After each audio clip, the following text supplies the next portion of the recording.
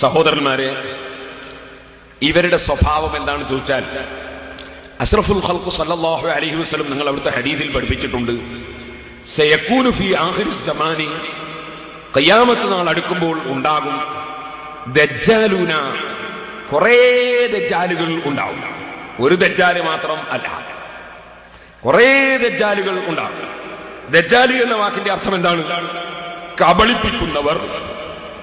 അതായത് സത്യവും അസത്യവും കൂട്ടിക്കലർത്തി അവതരിപ്പിച്ച് ആളുകളെ കബളിപ്പിക്കുന്നവർ എന്നാണ് ദജ്ജാല് എന്ന വാക്കിന്റെ അർത്ഥം. അല്ലാഹുവിന്റെ റസൂല് പഠിപ്പിച്ചു ധാരാളം ദജ്ജാലുകൾ ഉണ്ടാകും, ഒന്നും രണ്ടൊന്നും അല്ല.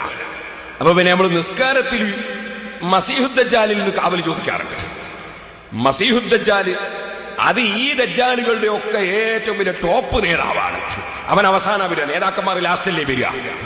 അപ്പോ എല്ലാ ദജ്ജാലുകളുടെയും നേതാവായ മസീഹുദ് ദജ്ജാല് അവസാനം വരും. ഈ മസീഹുദ് ദജ്ജാൽ എന്ന് പറയുമ്പോൾ നമുക്ക് ഓർമ്മയാവും ഈസാ നബി അലൈഹി സ്വലാമിനെ. ഏത് ദജ്ജാലിനെയും നേരിടാൻ ഒരു മഹാൻ ഉണ്ടാവും. അപ്പോ ആ ദജ്ജാലിനെ പറയുമ്പോൾ നമുക്ക് മൂസാ നബിനെ ഓർമ്മ വരും. ഫിറഔനെ പറയുമ്പോഴും ഈസാ നബി അലൈഹി സ്വലാമിനെ ഓർമ്മ വരും. ഫിറഔനെ പറയുമ്പോൾ മൂസാ നബി അലൈഹി സ്വലാമിനെ ഓർമ്മ വരും. നമ്രൂദിനെ പറയുമ്പോൾ ഇബ്രാഹിം നബി അലൈഹി സ്വലാമിനെ ഓർമ്മ വരും.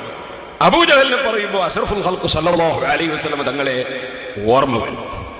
അപ്പൊ എപ്പോഴും ഒരു പ്രതിപക്ഷത്ത് ഒരു നേതാവ്, ഭരണപക്ഷത്ത് ഒരു നേതാവ് എന്ന് പറഞ്ഞത് അതിന് സത്യത്തിന്റെ നേതാവ്, അസത്യത്തിന്റെ നേതാവ് അങ്ങനെ ഉണ്ടാവും. അപ്പൊ ഇന്നത്തെ ലോകത്ത് മുസ്ലിമീങ്ങൾക്ക് ആഗോളതലത്തിലുള്ള ഒരു നേതാവാണ് ശൈഖുന കാന്തപുരം ഉസ്താദ്. അള്ളാഹു അവർക്ക് ദീർഘായുസ്സും ആഫിയത്തും നൽകുമാറാകട്ടെ.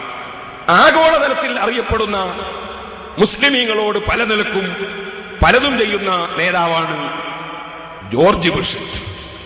ജോർജ് ബുഷിനെ സംബന്ധിച്ച് പറയുമ്പോ അതിനോട് കൂട്ടിപ്പറയാൻ മറുഭാഗത്ത് കാന്തപുരം ഉസ്താദ് തന്നെയാണ് ഉള്ളത് എന്ന് കഴിഞ്ഞ പ്രാവശ്യം ഞാൻ പ്രസംഗത്തിൽ പറഞ്ഞു. അപ്പൊ മൗലവി, അപ്പൊ നമ്മളെ മുസ്ലിമീങ്ങളൊക്കെ കേട്ടപ്പോ തക്ബീർ ചൊല്ലി. കേരളത്തിലെ ഒരു പണ്ഡിതനെ സംബന്ധിച്ച് ബഹുമാനം പറഞ്ഞപ്പോ തക്ബീർ ചൊല്ലി. മൗലവി പ്രസംഗത്തിൽ പറയുന്നു, ജോർജ് ബുഷിന്റെ പേര് കേട്ടിട്ട് എല്ലാ കുഞ്ഞാടുകളും തക്ബീർ ചൊല്ലി.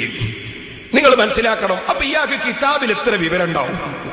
അതായത് ഒരു പ്രസംഗം മനസ്സിലാക്കുന്ന സമയത്ത് ആ തക്ബീർ എങ്ങോട്ടാ മടങ്ങിയത് എന്ന് മനസ്സിലാകാത്ത മനുഷ്യന് വമീറൊക്കെ മടങ്ങിയത് എങ്ങനെ മനസ്സിലാവും? നിങ്ങൾ മനസ്സിലാക്കേണ്ടത്. മൗലവി പറഞ്ഞു, കാന്തപുരം 50 കൊല്ലങ്ങൾക്ക് മുമ്പ് വരെ സ്ത്രീകൾ പള്ളിയിൽ പോകാറില്ല എന്ന് പറഞ്ഞു. അത് തെളിയിക്കാൻ കഴിയുമോ? പേരോട് നിന്ന് ഭയങ്കര വെല്ലുവിളി. അതിന്റെ നേരെ ചോടയവരി കട്ടിട്ടാണത് ആയുഷ്കാലുണ്ടായത്. അതിന്റെ നേരെ ചോടയവരിയിലുണ്ട് ഇങ്ങനെ സ്ത്രീകൾ പള്ളിയിൽ പോകണമെന്ന ഒരു വാദം 50 വർഷങ്ങൾക്ക് മുമ്പ് ലോകത്ത് കേട്ടിട്ടില്ല എന്നുണ്ട്. ആ വാദപ്രകാരമുള്ള പോക്കാണ് 50 കൊല്ലത്തിന് മുമ്പില്ല എന്ന് പറഞ്ഞത്. നേരെ മറിച്ച് 50 കൊല്ലം മുമ്പ് ലോകത്തെവിടെയും ഒരു സ്ത്രീയും ഒരു പള്ളിയിലും കയറിയിട്ടില്ല എന്നല്ല.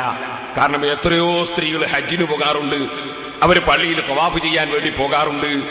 അത് ജുമുഅ ജമാഅത്തിന് വേണ്ടി പോകുന്നതല്ല. അതുപോലെ നബി സല്ലല്ലാഹു അലൈഹി വസല്ലം തങ്ങളെ സിയാറത്ത് ചെയ്യാൻ വേണ്ടി പോകാറുണ്ട്, അത് ജുമുഅ ജമാഅത്തിന് വേണ്ടി പോകുന്നതല്ല. അങ്ങനെ പള്ളിയിൽ 50 കൊല്ലം മുമ്പ് ഒരു സ്ത്രീയും കയറിയിട്ടില്ല എന്നല്ല കാന്തപുരം ഉസ്താദ് പറഞ്ഞത്. അതുപോലെ ഏതെങ്കിലും വിവരമില്ലാത്ത ഏതെങ്കിലും സ്ത്രീകൾ എവിടെയെങ്കിലും പോയിട്ടുണ്ടെങ്കിൽ അതൊട്ട് ഇസ്ലാമിൽ തെളിവും അല്ല.